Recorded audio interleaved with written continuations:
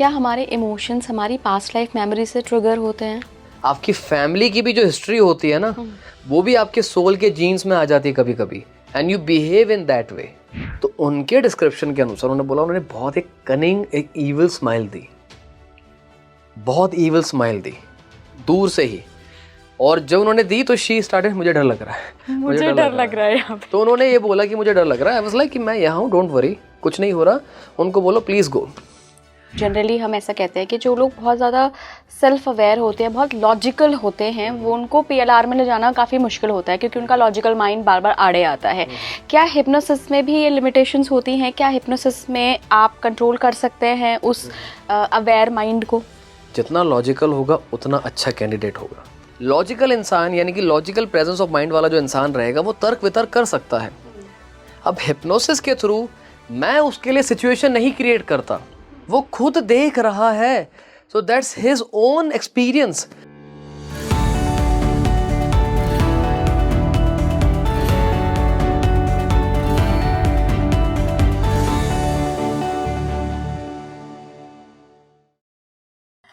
नमस्कार भारत, आप देख रहे हैं स्पीकिंग ट्री। मैं हूं आपके साथ इला गोस्वामी।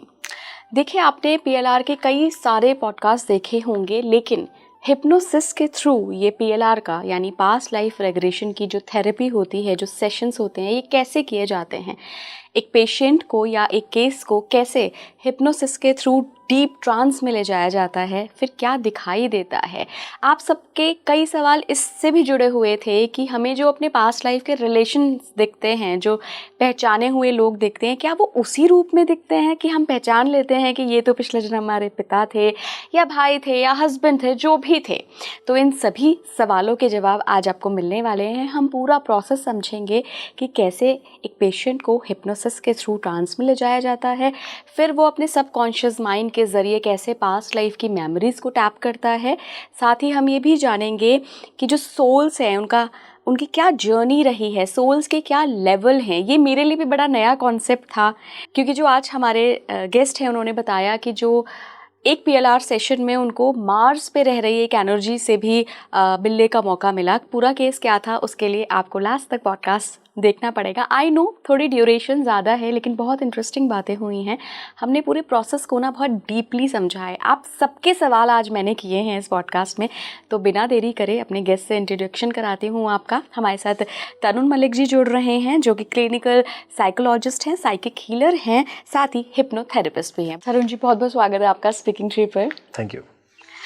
तरुण जी, जैसे मैंने अपने दर्शकों को बताया कि आज हम PLR पे ही बात करेंगे, लेकिन हिप्नोसिस को जोड़कर कि ये हिप्नोसिस के ज़रिए आप कैसे PLR में जा सकते हैं, कैसे आप एज रिग्रेशन कर सकते हैं। एज रिग्रेशन ना मेरे ऑडियंस के लिए बहुत नया टॉपिक है, तो उसको भी आज हम कवर करेंगे। सबसे पहले तो हिप्नोसिस एंड PLR का क्या संबंध है, क्योंकि जनरली मैं ये देखती हूँ आजकल कि हम बिना हिप्नोसिस के भी आराम से PLR में ले जाते हैं। PLR as an past life regression, आप सभी को पता होगा। हिप्नोसिस क्यों ज़रूरी है? देखिए, हिप्नोसिस बेसिकली क्या है? It's a combination of two modalities. Meditation, kind of meditation भी इसमें आ जाता है, प्लस काउंसलिंग। इन दोनों का मर्ज कर दो तो आपके पास हिप्नोसिस है। ओके। हिप्नोसिस में हम रिलैक्स हो जाते हैं। जब रिलैक्स हो जाते हैं तो हमारा जो सबकॉन्शियस माइंड है उसको हम ईजिली एक्सेस कर लेते हैं।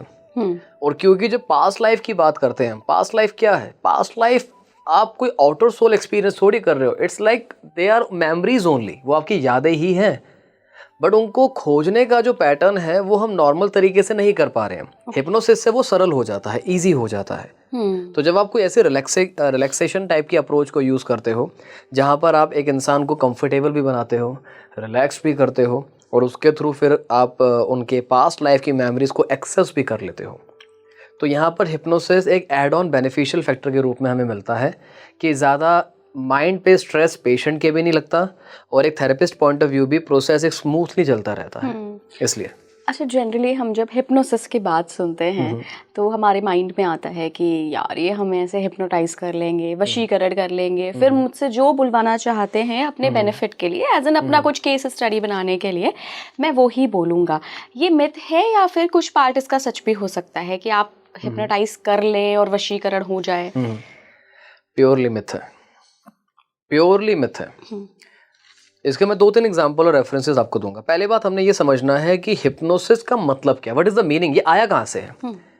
देखिए हिप्नोस जो वर्ड है ये ग्रीक मैथोलॉजी का है। ग्रीक की गॉडेस ऑफ स्लीप उसका नाम हिप्नोस है, और डॉक्टर जेम्स ब्रैड ने अराउंड 18th और 19th सेंचुरी में ये वर्ड दिया था इस प्रोसेस को।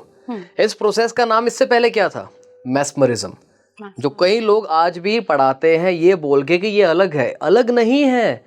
डॉक्टर फ्रांस मैस्मर उन्होंने ये प्रोसेस बनाया था मैस्मरिज्म, उनके नाम पे ही उन्होंने खुद रखा है ये मैस्मरिज्म है।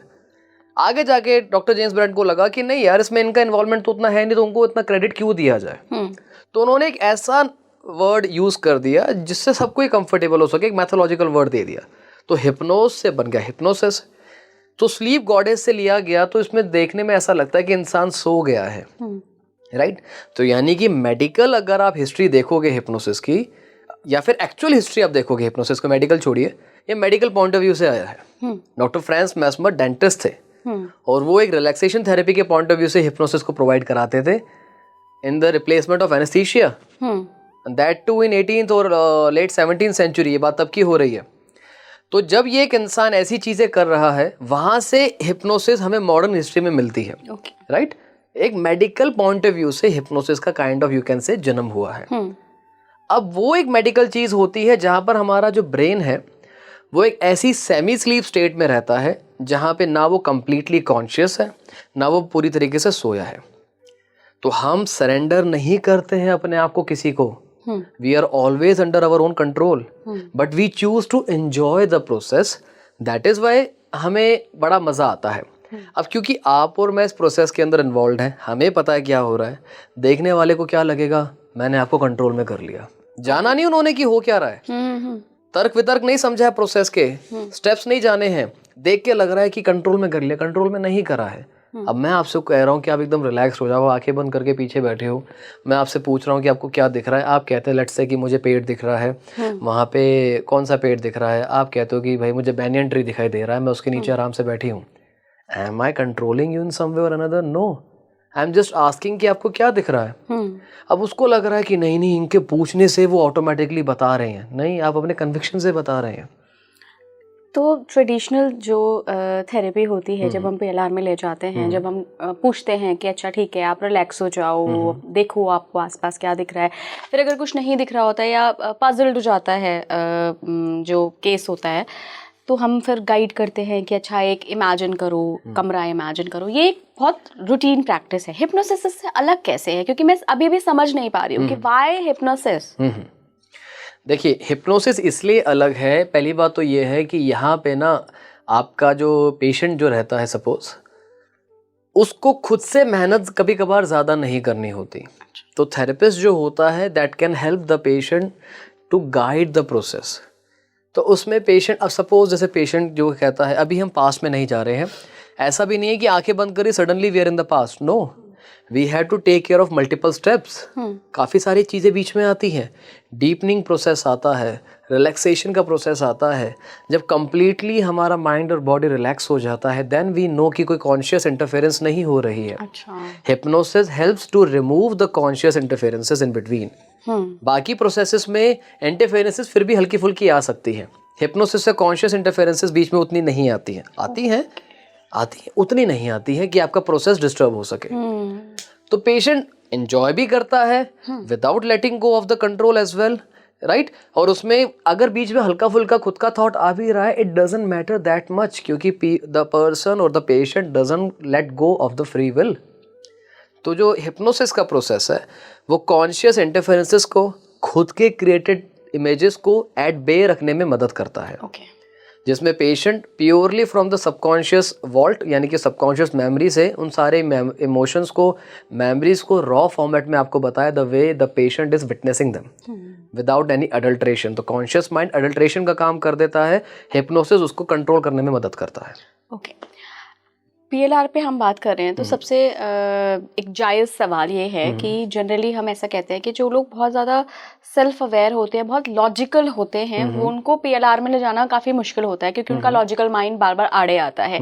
क्या हिप्नोसिस में भी ये लिमिटेशंस होती हैं? क्या हिप्नोसिस में आप कंट्रोल कर सकते हैं उस अवेयर माइंड को? हिप्नोसिस हर उस इंसान की मदद करेगा जो विलिंगली चाहता है कि मेरा PLR सेशन हो विद हिप्नोसिस, चाहे कितना लॉजिकल हो। एग्जैक्टली। ओके, और जितना लॉजिकल होगा उतना अच्छा कैंडिडेट होगा। ये मैंने आपसे पहली बार सुना है कि हम PLR की बात कर रहे हैं और आप कह रहे हैं जितना लॉजिकल होगा उतना अच्छा कैंडिडेट होगा। एग्जैक्टली। देखिए, इसका मतलब ये हो गया कि यानी कि हिप्नोसिस तो इलॉजिकल चीज हो गई, इलॉजिकल थोड़ा हुआ। We want people to have as logical approach as possible so that they can actually enjoy कि प्रोसेस में होता क्या है। लॉजिकल इंसान यानी कि लॉजिकल प्रेजेंस ऑफ माइंड वाला जो इंसान रहेगा वो तर्क वितर्क कर सकता है। अब हिप्नोसिस के थ्रू मैं उसके लिए सिचुएशन नहीं क्रिएट करता, वो खुद देख रहा है। So that's his own experience, जो खुद मुझसे नरेट करके बताता है कि मुझे अभी पेड़ दिख रहा है, मुझे यहाँ पे मछली दिख रही है, या XYZ दिख रहा है। मैं नहीं बता रहा उसे। उसे पता है कि मेरा इंटरफेरेंसेस नहीं है, मेरा कोई इन्वॉल्वमेंट नहीं है। तो हिज लॉजिकल माइंड नो कि I am not interfering with the process, I am only guiding the process. अगर मैं आपसे पूछ रहा हूँ कि आपको क्या दिख रहा है, तो मैं ये नहीं कह रहा अच्छा बताओ आपको पेड़ दिखाई दे रहा है, ये तो मैंने आपके लिए आपका पास्ट क्रिएट कर दिया। मुझे क्या पता वहाँ पे पेड़ है या नहीं है। मुझे तो ये भी नहीं पता कि आप इंसान के रूप में किस रूप में हो, मुझे तो कुछ भी नहीं पता है। अगर मैं आपको बोल दूंगा कि देखो पेड़ दिखाई दे रहा है आपको, फिर लॉजिकल वाला बोलेगा भाई पेड़ तो है ही नहीं, तो आप क्यों अननेसेसरी पेड़ बोल रहे हो। तो जितना लॉजिकल माइंड वाला पेशेंट रहेगा उतना स्मूथली प्रैक्टिकली वो उस प्रोसेस को एंजॉय करेगा जो उसकी एक्चुअल डेफिनेशन है, without any hocus focus, without any मतलब नेगेटिव वाला तंत्र मंत्र, राइट। कुछ ऐसा नहीं है इसमें कि कोई आपको जानबूझ के कोई कल्पना की पूरी खिला रहा हूँ मैं, देखो करो करो, नहीं। आप मुझे बताओ क्या दिख रहा है। ओके, आपने इतने सारे केसेस किए हैं अभी तक, कितनी जल्दी स्विच होता है व्यक्ति अपनी प्रेजेंट लाइफ से अपनी पास्ट लाइफ, वो भी हम यहाँ पे पास्ट, इस जीवन का पास्ट की बात नहीं कर रहे हैं, हम पिछले जन्म की बात कर रहे हैं, previous life. Right, it depends कितना लंबा सेशन आपने करना है, राइट। ऑन एन एवरेज एक PLR सेशन में मैं 1 से 2 घंटे का समय लेता हूँ। कभी कभी रेयर केसेस में 1 घंटे से कम में भी हो जाता है, like around 45 minutes to 50 minutes. इतना टाइम तो ऑन एवरेज आप लेके चलिए। तो जब मैं आंखें बंद करवाई तो यहाँ पे आंखें बंद करने का प्रोसेस होता है, क्योंकि विजुअली ना हम कुछ भी देखेंगे तो वो एक इंटरफेरेंस का काम करती है, डिस्ट्रैक्शन का काम करती है, तो इसलिए हम आंखें बंद करवाते हैं। तो आंखें बंद करके अगर मैं आपको कुछ भी इमेजिन करने को बोलूँगा आपके लिए फिर भी कंपैरेटिवली आसान हो जाएगा, है ना। तो जब हम आंखें बंद कराते हैं तो उसके बाद एक स्टेप आता है जिसे हम डीपनिंग कहते हैं। डीपनिंग होता है जहाँ पे हिप्नोसिस के ट्रांस को और गहरा किया जाता है। इससे सम्मोहन का ट्रांस गहरा होता है। गहराई से कंट्रोल या नियंत्रण नहीं छूटता इंसान का, गहराई से वो इस प्रोसेस को और अच्छे तरीके से एंजॉय करता है। अगर कोई मसाज करवा रहा है, एग्जांपल के लिए कोई मसाज करवाएगा, एक है ऊपर ऊपर की मसाज, ऊपर ऊपर का मसाज, एक है प्रॉपर पूरे टांगों को मसल दिया, दर्द होगा लेकिन मजा आएगा। हाँ, डीप टिश्यू बोलते हैं। Exactly, right. मजा, हल्का सा दर्द हुआ, यहाँ तो दर्द भी नहीं हो रहा लेकिन डेप्थ में जा रहे हैं, राइट। तो पहला डीपनिंग आता है, उसके बाद आता है एक रिलैक्सेशन की टेक्निक, जो आप कोई सी भी रिलैक्सेशन की टेक्निक आप डाल सकते हो, जो भी आपको पता है। आपको बस बॉडी को रिलैक्स करना है। और काफ़ी सारे लोग तो रिलैक्सेशन टेक्निक को भी इंक्लूड नहीं करते हैं, क्योंकि डीपनिंग में ही रिलैक्सेशन बहुत ज़्यादा मिल जाती है। आप चाहो तो एक एड ऑन कर सकते हो, ठीक है, कोई भी रिलैक्सेशन डाल दिया। इस प्रोसेस में आपके आधे घंटे से 20 मिनट से लेकर आधे घंटे तक का समय चला जाता है। यहाँ तक क्या होता है, जो कॉन्शियस माइंड जितना एक्टिव रहेगा वो उतना ही कंट्रोल में आ जाता है, और सबकॉन्शियस का कंट्रोल थोड़ा बढ़ जाता है। एक बार जब इसका कंट्रोल बढ़ जाता है तो इसकी इंटरफेरेंसेस बड़ी कम हो जाती है। इसके बाद पास्ट लाइफ शुरू होता है, फिर हम पास्ट में जाते हैं। अब यहाँ तक अगर मैं चाहूँ तो मैं खुद की क्रिएटेड एक इमेजिनेशन पेशेंट को बोल सकता हूँ, वो मदद ही करेगा पेशेंट की। लेकिन जब पास्ट में जाते हैं तब मेरा इंटरफेरेंस निल हो जाता है। फिर मैं केवल पूछता हूँ कि मुझे बताओ आपको क्या दिखाई दे रहा है, आप कौन से रूप में हो, आप कहाँ पर हो, आप क्या इसी ग्रह पे हो, किसी और ग्रह पे हो, इसी जीवन में हो, किसी और जीवन में हो, वो मुझे खुद बताएगा। मुझे नहीं पता ना, तो why to limit the imagination, why to limit that particular memory. आपने बोला कि इस ग्रह पे हो या किसी और पे ग्रह पे हो, ये केसेस आपके पास आए हैं क्या कि किसी और ने, किसी व्यक्ति ने अपने आप को किसी और ग्रह पर देखा हो कभी? बहुत ज़्यादा नहीं, बट कुछ केसेस आए हैं। क्या हुआ उसमें? एक केस मैं बताता हूँ जिसमें ये मेरे पेशेंट पे नहीं, ये मेरे स्टूडेंट्स पे था। तो वन ऑफ द स्टूडेंट, उसने देखा कि वो मार्स में एक डस्ट के रूप में अपने आप को देख पा रहा था। क्या बात कर रहे हैं? डस्ट के रूप में? डस्ट के रूप में। डस्ट में तो कॉन्शियसनेस या अवेयरनेस या सोल ही नहीं है, तो है ना, हमें समझना है उसमें भी होती, जैसे हमारे अंदर भी 5 एलिमेंट्स ऑफ लाइफ है, उनमें से अर्थ एक है। अर्थ किस चीज़ की बनी है? इन्हीं सो कॉल्ड डस्ट एलिमेंट्स की। तो इसका मतलब उस एलिमेंट में आप मेटाफिजिक्स के पॉइंट ऑफ व्यू से देखोगे ना, जो पीएलआर जो सब्जेक्ट है ये स्पिरिचुअल और मेटाफिजिकल दोनों के अंडर आ जाता है। मेटाफिजिक्स का एक लॉ है, वो ये कहता है कि यूनिवर्स में कोई भी चीज़ नॉन लिविंग नहीं है, it's just a matter of conscious awareness. अब कुछ लोग, एग्जाम्पल देता हूँ बड़ा एक सिंपल सा, कुछ लोग अपनी गाड़ी या बाइक से बहुत प्यार करते हैं, साफ करते हैं, बड़े अच्छे से रखेंगे, और उनकी बाइक या गाड़ी रिस्पॉन्ड भी अच्छा ही करती है। बिल्कुल सही कह रहे हैं, ये मेरा भी अपना एक्सपीरियंस है। राइट, होता है। आप चलो नहीं है, मोबाइल फ़ोन से देख लो। कुछ लोग आज के टाइम पे भी 7-8 साल पुराना फ़ोन मस्त तरीके से चला लेते हैं।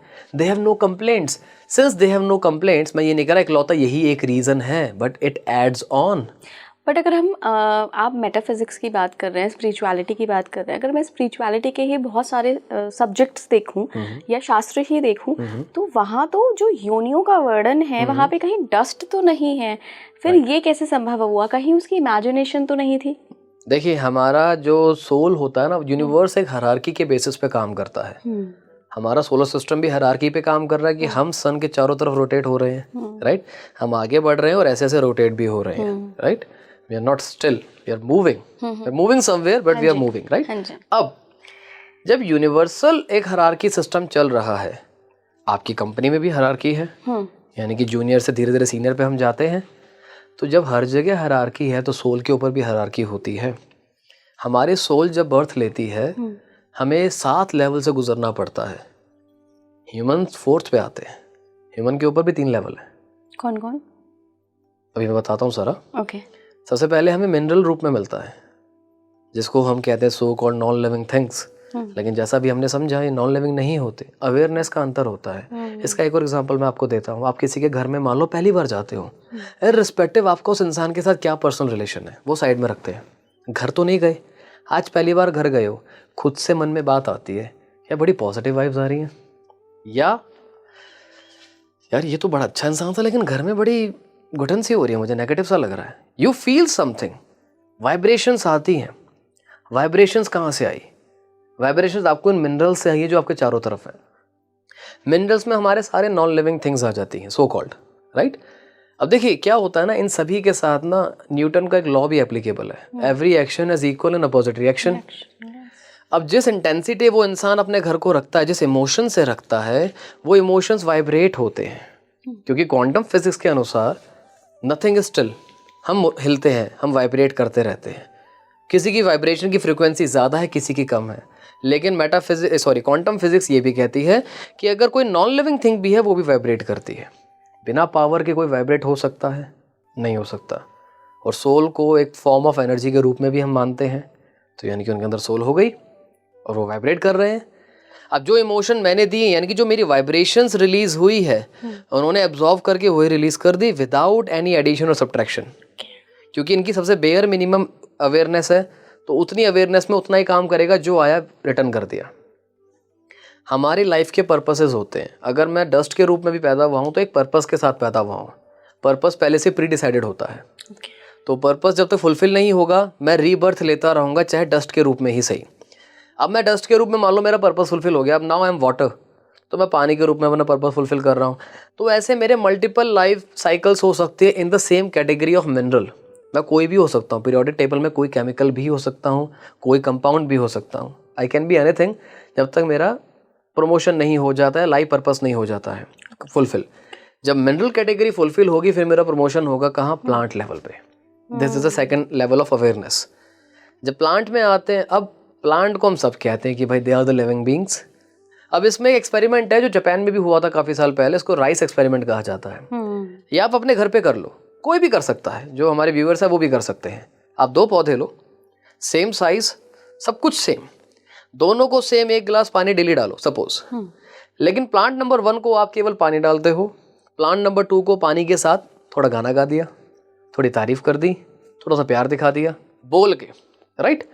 1 महीने में ग्रोथ कंपेयर करना, माइनर और मेजर आपको मिलेगी। डिफरेंस क्यों? पानी तो दोनों को आपने इक्वल दिया था, देन व्हाई द डिफरेंस? यानी कि आपके इमोशंस को किसी चीज़ ने तो समझा है ना प्लांट के अंदर। किसने समझा है?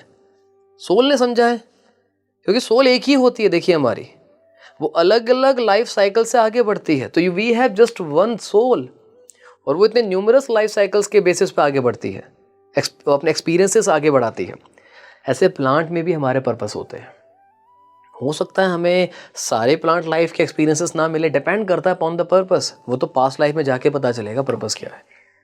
फिर हम अगला प्रमोशन लेते हैं एनिमल के रूप में। एनिमल भी वास्ट किंगडम है, किसी भी प्रकार का एनिमल आप हो सकते हैं, बट एनिमल आता है प्लांट के बाद ही।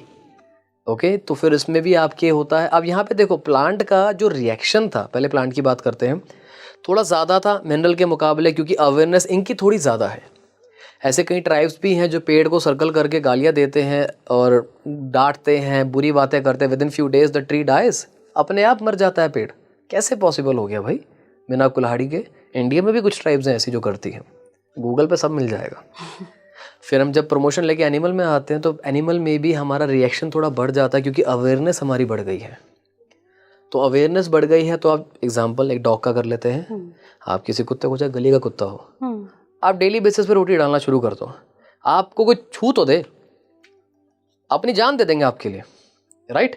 और उसी कुत्ते को लगातार आप छेड़ना शुरू कर दो, ही विल मेक श्योर कि आप हॉस्पिटल तक पहुंचो, इतना काटेगा आपको। तो जो इनका रिएक्शन है, इनकी अवेयरनेस के बेसिस पे आपको मिलता है।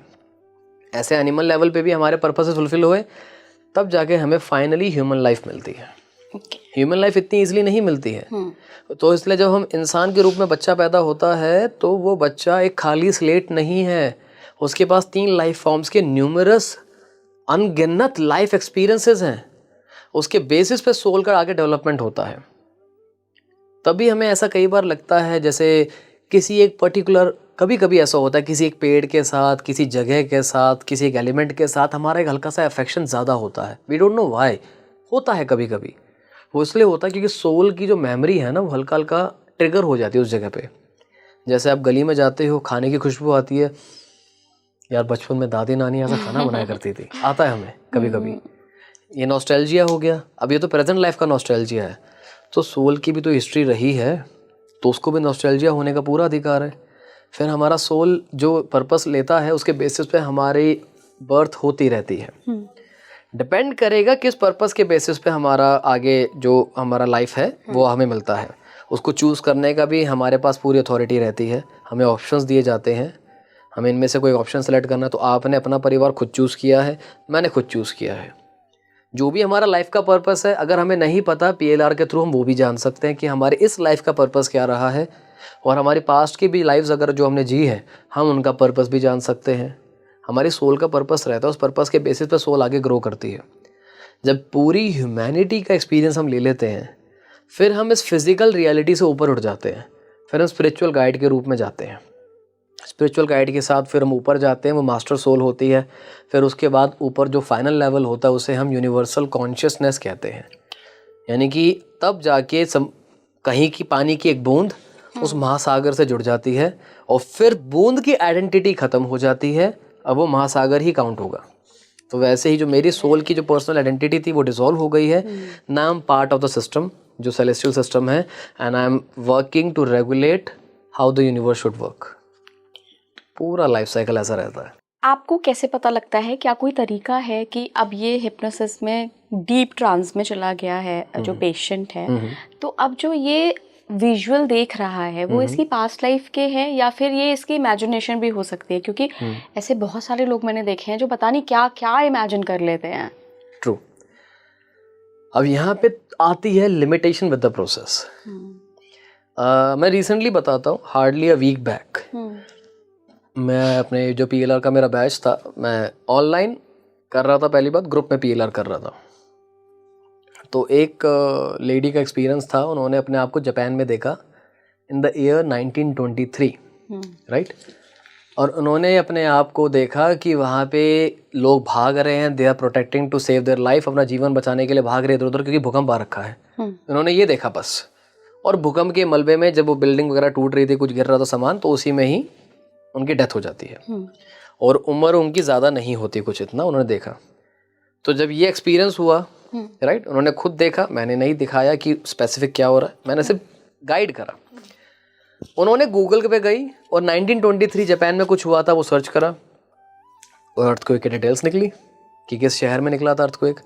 अब देखिए यहाँ पे जो ये रिसर्च है ये पेशेंट को खुद करनी होगी, थेरेपिस्ट नहीं कर सकता। अब इतनी कन्विक्शन तो पेशेंट को रखनी होगी कि जो उसने देखा है वो सही है, लेकिन जस्ट वन एक्सपीरियंस ये सफिशिएंट नहीं है इसको सच्चा या झूठा साबित करने के लिए। मल्टीपल टाइम्स तो एफर्ट्स करने पड़ेंगे, मल्टीपल एक्सपीरियंसेस लेने पड़ेंगे। जिगजॉ की पजल होती है, बचपन में हम सबने पजल खोलते हैं, एक पीस से बता दोगे क्या पूरे में क्या है? मल्टीपल तो चाहिए ना। मैं ये नहीं कह रहा सारे चाहिए, कम से कम 6-7 पीस कुछ तो हो, एक मोटा मोटा आइडिया आ जाता है, मोटा मोटा आइडिया आएगा लेकिन कुछ आइडिया आ जाता है। वैसे अगर हम कुछ मल्टीपल एक्सपीरियंसेस ले लेते हैं एक बार, तब हमें थोड़ा थोड़ा समझ में आता है कि नहीं ये वो नहीं है जो हम सोच रहे थे। जैसे एक काफ़ी फेमस किताब है, अगर आपने कभी सुना हो, many lives many masters, right. उस बुक में क्या है, यही तो है। तो जो पेशेंट है कैथरीन, वो क्या अपने 1-2 पास्ट लाइफ देखती है? नहीं, 80 पास्ट लाइफ के बाद समझ में आता है कि ये पैटर्न क्यों है। अभी सिर्फ क्यों का आंसर मिला है, आगे क्या करना है वो बात की बात है, बट एटलीस्ट हमें रीजन तो पता चला। तो ऐसे एक सेशन से पूरा सच और झूठ में डिफरेंशिएट करना कभी कभी इनसफिशिएंट डेटा है ये। लेकिन सर एक चीज़ और मुझे दर्शकों ने भी बहुत कमेंट में पूछी कि आप किसी एक्सपर्ट से कभी पूछिएगा कि लोग ऐसे दावे करते हैं कि जब वो पास्ट लाइफ में गए तो उन्होंने अपनी इस जन्म की माँ को देखा जो कि इस जन्म में उनका पिता है या भाई है या कुछ ऐसा ही रिलेटिव है, या कई लोग ऐसा भी कहते हैं कि उन्होंने जो अपने पास्ट लाइफ के हस्बैंड हैं उनको बच्चे के रूप में, मतलब वो इस जन्म का बच्चा है। तो ये कैसे रिकॉग्नाइज करेंगे, क्या शक्लें सेम रहती हैं? राइट। एक देखिए ये होता है इसमें ना कार्मिक सोल ग्रुप होता है। आमतौर पे आप इस लाइफ में जिन जिन इंसानों से मिले हो, इंक्लूडिंग मी, तो पॉसिबिलिटी है पास्ट में भी आप इन्हीं लोगों से मिले होगे। रिलेशन क्या है वो सेकेंडरी है, वो जानने के बाद पता चलेगा। अच्छा। तो जब हम स्पेसिफिकली जो फैमिली की अगर बात करते हैं तो फैमिली को यूजुअली फ्रॉम आइज हम आइडेंटिफाई कर लेते हैं। शक्ल फिर भी हल्की फुल्की चेंज होती है, ज़्यादा चेंज नहीं होती, राइट। बहुत ज़्यादा चेंज नहीं आएगा, थोड़ा बहुत चेंज आएगा, बट फेस काफ़ी हद तक सिमिलर रहता है, प्रोवाइडेड आप उसी जेंडर में हो तो। अच्छा। और मैक्सिमम टाइम हमारी सोल का जो जेंडर रहता है वो 80-90% उसी जेंडर में बर्थ कंटिन्यू करता है। अगर मैं ह्यूमन की बात करता हूँ तो, और एनिमल में भी सेम रूल रहेगा, तो हम उसी जेंडर में बर्थ लेते हैं 80-90% ऑफ द टाइम्स। तो उसकी वजह से हमारा फेस काफ़ी हद तक सिमिलर सा रहता है। और जब आप, ये तो मैं भी करवाता हूँ, हम जब पेशेंट को बोलते हैं कि आप आइडेंटिफाई करो जिनको भी आप देख पा रहे हो, क्या उनमें से कोई ऐसा चेहरा है जो इस जीवन में आप उसको जानते हो, तो खुद आइडेंटिफाई कर लेते हैं कि हाँ मैं अब उसको देख रहा हूँ, मैं उसको देख रहा हूँ। कभी कभार तो हमारा सेम ही रिलेशन होता है जो पास्ट में था वही प्रेजेंट में भी होता है, कि जो पत्नी थी वही इस जन्म में भी पत्नी है, लिटरली जन्मों जन्मों का साथ, राइट। जो पति है वो भी पति, पिता है वो भी पिता, माँ है वो भी माँ। कभी कभी, नॉट ऑलवेज, कभी कभी ऐसा रहता है। तो ये पॉसिबिलिटी बिल्कुल सही रहती है। आपने अपनी पास्ट लाइफ देखी है? हाँ देखी है। तो आपने कोई ऐसी सोल फैमिली देखी है जो अभी भी आपके साथ हो इस जन्म में? मैंने जो मेरा जस्ट प्रीवियस बर्थ है, मैंने उसमें अपने जो मेरे बड़े भैया हैं मैंने उनको देखा था। सेम शक्ल थी? साइज बड़ा रिड्यूस था बॉडी का। अच्छा। अब तो तगड़े हैं, लेकिन तब like he was a worker in my company, like जो भी मेरा काम था वहाँ पे जो मेरे लोग लड़के थे जो हेल्प करते थे चीज़ों को सेटअप करने में, तो he was one of them. तो ऐसा क्या आपका स्ट्रॉन्ग सोल कनेक्शन था उनके साथ कि एक वर्कर आपके बड़े भाई के रूप में इस जन्म में आया? मतलब मैं सिर्फ जानना चाह रही हूँ। ये होता है हमारा आपस में क्या कार्मिक डेट है। अच्छा। उसने मेरे साथ और मैंने उनके साथ क्या किया है जिसकी वजह से जो भूमिकाएं हमारी बदली हैं। तो हो सकता है उससे पिछले जन्म में हमारा रोल कुछ ऐसा रहा हो जिसमें उन्होंने कुछ ऐसा किया हो कि I took birth as his superior, right. और अब वो मेरे सर्वेंट के रूप में मेरे आगे हैं, और उन्होंने मे बी इतना अच्छा काम किया हो या जो भी अपना डेट था वो क्लैरिफाई कर दिया हो कि अब वो मेरे बड़े भाई के रूप में है टू गाइड मी, राइट। तो क्या सर ऐसा भी होता है कि हमारे आसपास जो, मतलब जिनसे ना हम फैमिली वाइज कनेक्टेड हैं, आप जैसे आप सर्वेंट की बात कर रहे हैं, अक्सर होता है, सर्वेंट तो छोड़िए, आप कहीं स्टेशनरी की शॉप पे जाते हैं, कहीं कुछ खाने पीने चले जाते हैं, उन लोगों के लाइफ में तो कोई इंटरफेरेंस होता ही नहीं है, तो उनसे हमारा कैसे कनेक्शन जुड़ जाता है? हम एक वर्ड होता है ना इत्तेफाक, कोइंसिडेंस, ये एग्जिस्ट नहीं करता। Everything happens for a reason. क्या बात कर रहे हैं? जो होता है कारणवश होता है, जो भी होगा, जैसे बटरफ्लाई इफेक्ट है।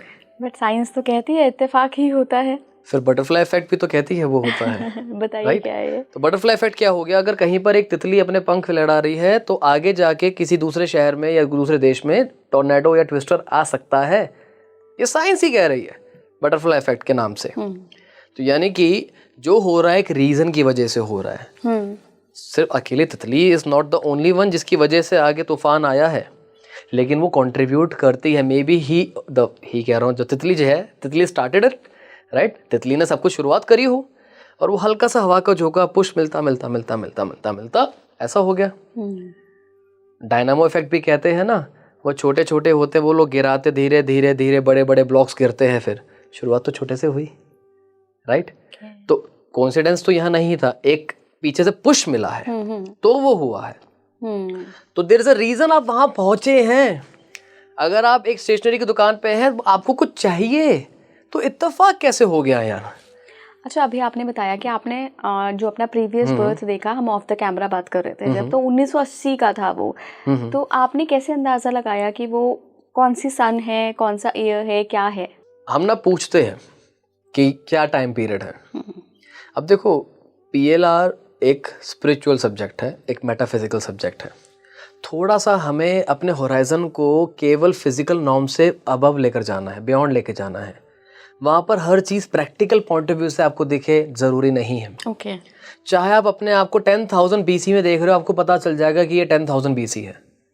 सोल को तो पता है समय क्या है, तो हम सोल से पूछ रहे हैं कि वो मेमोरी किस समय की है, तो वो सोल सबकॉन्शियस मेमोरी से बता रही है कि ये वो समय है।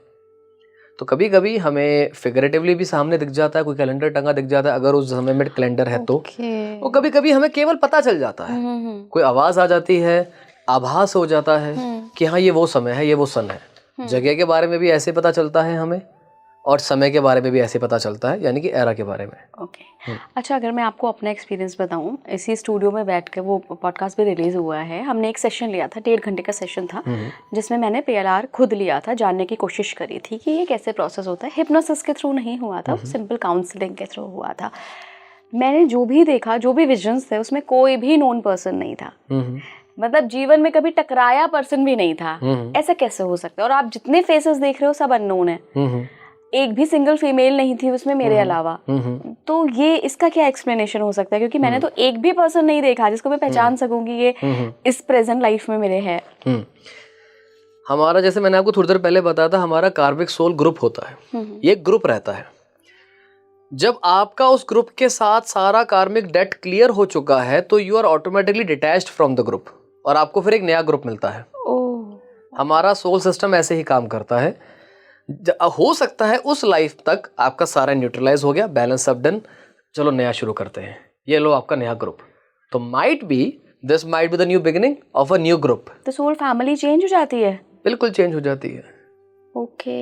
ये ऐसे होता है, जैसे एक एक बंदा आया, जैसे एक का पूरा हुआ, दूसरा आया नया, फिर तीसरे का हुआ, फिर एक और आया नया। ऐसे ऐसे भी कभी कभी हम चेंज करते हैं। And sometimes it happens, probability basis पे यही होता है कि पूरे ग्रुप का कार्मिक डेट एक साथ हमारा क्लियर हो गया, और जब एक साथ सारा क्लियर हो गया तो नया ग्रुप। तो this is the answer for that question. कई केसेस में हमने देखा है कि उन लोगों को अपना पास्ट लाइफ याद आती ही नहीं है। आपके पास भी ऐसे बहुत केसेस होते होंगे, तो क्या लिमिटेशंस होती है, ऐसा क्यों होता है? 2-3 रीजंस लेके चलते हैं। पहली बात, सबसे मेजर आंसर जो है, ओवर एक्सपेक्टेशंस। Over expectations? हाँ बिल्कुल। देखो, ये एक साइकोलॉजिकल प्रोसेस है। वहां पर आपको फिजिकल एश्योरेंस नहीं मिल सकती। यू मे और मे नॉट सी, ये तो मैं हर पेशेंट को पहले बोलता हूँ। कोई गारंटी नहीं है कि पक्का दिखेगा ही दिखेगा। इट डिपेंड्स आप किस अप्रोच के साथ उस सेशन को करवा रहे हो। सबसे मेजर रीजन जो रहता है ओवर एक्सपेक्टेशन का रहता है। बहुत ज्यादा क्यूरियोसिटी। अब मुझे पता है हर किसी के मन में एक जिज्ञासा रहती है, हम जानना चाहते हैं, there is nothing wrong in that. लेकिन वो ओवर क्यूरियोसिटी जो है वो कंट्रोल में नहीं आ पा रही है। पूरी कोशिश के बावजूद भी वो ओवर क्यूरियोसिटी, क्योंकि वो कॉन्शियस क्यूरियोसिटी है, वो कॉन्शियस एक जो अप्रोच है वो सबकॉन्शियस अप्रोच पे भारी पड़ रही है। और क्योंकि ये भारी पड़ रही है तो ये इसको ग्रो नहीं होने दे रही, लिमिटेशन आ गया। एक रीजन ये आ जाता है। दूसरा रीजन आ जाता है जब हम बहुत ज्यादा डिस्ट्रैक्टेड होते हैं। डिस्ट्रैक्टेड अपने पर्सनल इश्यूज की वजह से भी हो सकते हैं। मे बी वो इश्यूज इतने ज्यादा अभी प्रॉब्लमेटिक है कि we are unable to focus. तीसरा रीजन आ जाता है कि हमारी विजुअलाइजेशन या इमेजिनेशन की जो स्किल्स हैं वो अभी उतनी I will say sharpen up नहीं हुई है, जिसकी वजह से हम उस विजुअल को या उस इमेजिनेशन के प्रोसेस को अच्छे से एंजॉय नहीं कर पाते हैं। और फोर्थ जो रहता है, अब देखो यहाँ पे थोड़ा सा थेरेपिस्ट के पॉइंट ऑफ व्यू से मैं बोलूँगा कि जब थेरेपिस्ट को लगता है कि हाँ भी इस पे कर सकते हैं PLR, लेकिन ज़रूरी नहीं है कि PLR का ही केस हो। पहले try to understand your patient कि क्या PLR इनके लिए सूटेबल होगा या नहीं होगा, क्योंकि पहले हमें जानना भी होगा आर दे रेडी। तो जब हम नहीं समझ पाते हैं कि वह तैयार है या नहीं और हम शुरू कर देते हैं, तो ये थेरेपिस्ट के पॉइंट ऑफ व्यू से फिर ये डिसएडवांटेज है। तो फिर उनको पहले ध्यान रखना है कि क्या इनके लिए PLR सही है, पहली बात ये। दूसरी बात, क्या ये PLR कर पाएंगे? तो पहले हमें इन 2 क्राइटेरिया को फुलफिल करना होगा, तभी हम उनके साथ PLR शुरू कर सकते हैं। तो बिना इनको जाने PLR कर लेंगे तो दिक्कत हो सकती है। तो this is the fourth point. एक और सवाल है इसमें कि अगर एक बार हिप्नोसिस के थ्रू आप PLR में चले गए, मान लीजिए आपने 3-4 सेशन ले लिए, काफ़ी 1-2 लाइफ्स भी देख ली अपनी पास्ट लाइफ, तो क्या कभी ऐसे केसेस आए हैं आपके पास कि सडनली व्यक्ति को पास्ट लाइफ दिखने लग जाती हैं अपने आप ही, इन प्रोसेस के गुजरने के बाद, बिना थेरेपिस्ट के जाए ही? राइट। मेरे साथ तो ये भी हुआ, like not with me personally, मैंने अपने 1-2 स्टूडेंट्स के साथ, उन्होंने मुझे फीडबैक दिया था कि जब वो सीख रहे थे, सिर्फ सीख रहे हैं अभी, राइट, अभी सिर्फ प्रोसेस समझा है, प्रैक्टिकल नहीं हुआ था, लेकिन जब भी वो ध्यान अपनी नॉर्मल मेडिटेशन करने बैठते हैं उनको विजुअल्स आने लग गए। राइट। तो ये जब प्री में हो सकता है तो पोस्ट में भी हो सकता है, बट ये रेयर होता है, हर किसी के साथ नहीं होता। और ये नहीं कि बैठे बैठे आपको विजुअल्स आ रहे हैं, ऐसा नहीं होगा। आपकी वो ट्रांस की कंडीशन होनी चाहिए, तब जाके वो विजुअल्स आपको आते हैं। क्या कंडीशन है ट्रांस की? ट्रांस की कंडीशन होती है when you are not distracted. जैसे मूवी आप देखते हो ना, वो ट्रांस है। आप गाड़ी चलाते हो, वो ट्रांस है। आप डिस्ट्रैक्टेड नहीं हो, आंखें बंद करना इकलौता ट्रांस नहीं होता। आपकी बुक पढ़ रहे हो, वो ट्रांस है, आप खो गए बुक में। आपके सामने किताब है लेकिन आपके मन में वो पूरी इमेजिनेशन चल रही है, राजा रानी सब आपने क्रिएट भी कर दिया, एप्स भी बना दिया राजा के, राइट, वो एकदम स्लिम फिगर भी दे दिया आपने रानी को, सब कर दिया आपने अपने माइंड में। तो अब you were lost in the trance. वही चीज़ यहाँ पर भी है। लोगों को पूजा करते करते, जैसे अपना पूजा पाठ की रिचुअल्स होती हैं, अपना सुबह आधा 1 घंटा, कुछ लोग होते हैं जो सुबह की पूजा पाठ पूरी करते हैं, उनको कभी कर वहाँ भी दिख जाते हैं, है तो वो ट्रांस ही। वो अपने नॉर्मल धार्मिक तरीकों से वो ट्रांस में जा रहे हैं, ट्रांस में चले गए। तो कभी कभी ट्रांस में कुछ और ही क्यों ना कर रहे हो, क्योंकि अब वो एक्सेस करना आप समझ चुके हो, तो कभी कभी वो विजुअल्स आने शुरू हो जाते हैं। क्या ड्रीम्स में भी होता है ये?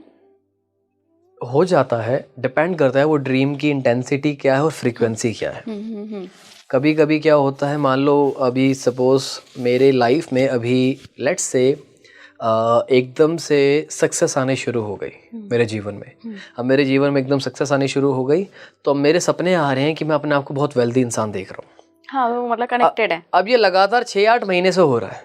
अरे यार, पास्ट लाइफ के सपने आ रहे हैं, तो फिर ये पास्ट लाइफ का नहीं है, राइट। फिर ये PLR या फिर पास्ट लाइफ को लेके हम ड्रीम को एसोसिएट नहीं करेंगे। लेकिन एक बहुत लंबे टाइम से, चाहे जीवन में जो भी उतार चढ़ाव आए हैं, एक सपना है जो कांस्टेंट है, तो तब एक पॉसिबिलिटी है। पॉसिबिलिटी अब भी कह रहा हूँ मैं। तो हमें आंसर तभी पता चलेगा जब हम पास्ट में जाएंगे। क्या पता बचपन भी याद हो, कोई बचपन की याद हो, सपनों के रूप में आ रही हो, ये भी तो हो सकता है, और हम पास्ट लाइफ से उसे जोड़ रहे हैं। ओके। क्या हमारी हर लाइफ का, चाहे वो हमारी प्रीवियस कितनी पास्ट लाइफ हो या प्रेजेंट लाइफ हो, एक ही पैटर्न होता है? क्या हम एक ही पैटर्न रिपीट करते हैं क्या? देखिए, पैटर्न तो वही रहेगा जिस पैटर्न से आपने बर्थ लिया है, राइट। सोल है, एक फैमिली में जाएगी, बर्थ लेगी, जीवन में आना है तो कुछ रिचुअल्स को तो फुलफिल करना होगा, तभी एक नई सोल धरती पे जन्म ले सकती है। तो you can't get out of the pattern. Pattern वही रहेगा, लेकिन उसके अंदर अकम्पलिशमेंट्स वो वेरी कर सकती हैं। आपके प्रैक्टिसेस वेरी कर सकते हैं, वो बिल्कुल वेरी करेगी। जैसा मैंने थोड़ी देर पहले भी आपको बताया था, जैसे मार्स वाला एग्जांपल मैंने आपको दिया था, तो अब दूसरे प्लेनेट में भी क्या पता पास्ट में कभी रहे हो और इस लाइफ में आप अर्थ पे आए हो, तो वो भी पॉसिबिलिटी हो गई। तो यहाँ पे पैटर्न तो वही है, वहाँ पर भी आपने किसी तरीके से बर्थ लिया होगा। बर्थ होने का प्रोसेस तो हर प्लेनेट में आई होप सो सेम ही होता होगा, राइट। जो भी है, बर्थ लिया तो बर्थ यहाँ भी लिया, बर्थ वहाँ भी लिया, पैटर्न तो सेम है। Way of taking birth might be different, but birth लेना होगा तो सेम पैटर्न ऐसे हो गया, तो ये तो सिमिलर रहेगा, तरीके बदल सकते हैं।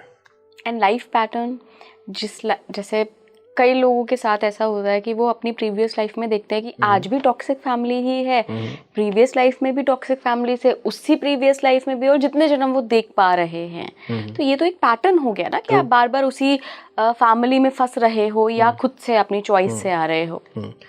यहाँ पे फिर हमें समझना है कि हमारी लाइफ का पहले पर्पस क्या है।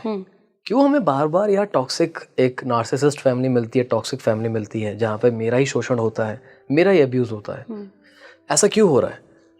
इसके आंसर कभी कभी लाइफ पर्पस में छुपे होते हैं, कभी कभी, हमेशा नहीं। पहली बात तो ये है।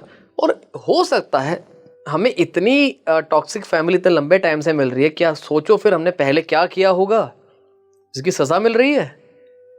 तो इमेजिन हमने किस इंटेंसिटी का क्या वो दुष्कर्म किए होंगे जिसकी सजा हमें मिल रही है, क्योंकि लॉ ऑफ कर्मा के बेसिस पे आपके बर्थ होते हैं।